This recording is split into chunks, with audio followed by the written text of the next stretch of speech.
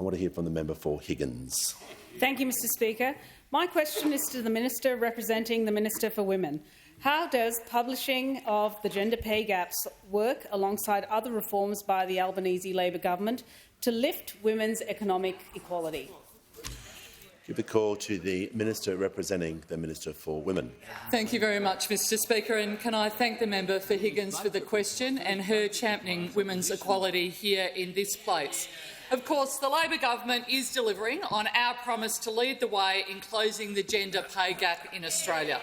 Last year, we passed legislation that would increase transparency and reporting for gender pay gaps, and today this data has been released. And if those opposite were serious about this issue, they would immediately ask Senator Canavan to withdraw his comments about this data. If they are serious about it, they will rebuke him for the comments that he has made about the release of this data. The Workplace Gender Equality Agency has published gender pay gap data for nearly 5,000 Australian private sector employers for the first time ever. This is a historic step towards transparency and accountability in addressing gender inequality. We've seen a median total remuneration gender pay gap of 19%, or equivalent to $18,461 a year.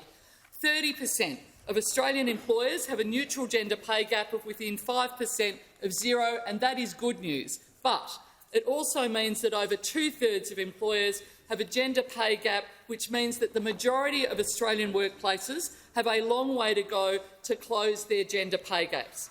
In every industry in Australia, the median of what a woman is paid is less than what the median of what a man is paid.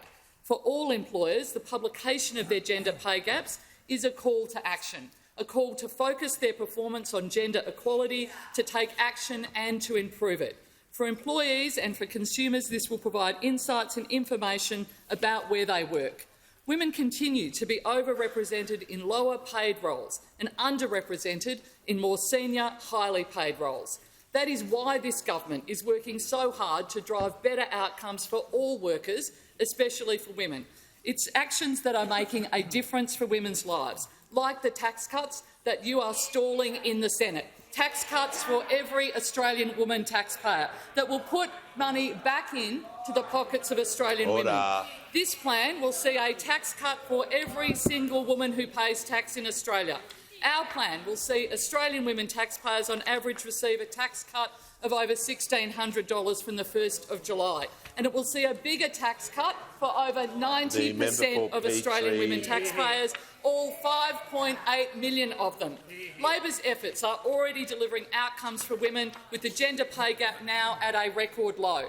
The publication of gender pay gaps is a critical tool to continue this important work to ultimately achieve gender equality in Australia. And if those opposite were serious, they would rebuke Senator Canavan for his comments, and they would absolutely make sure that they pass Labor's tax cuts in the Senate today.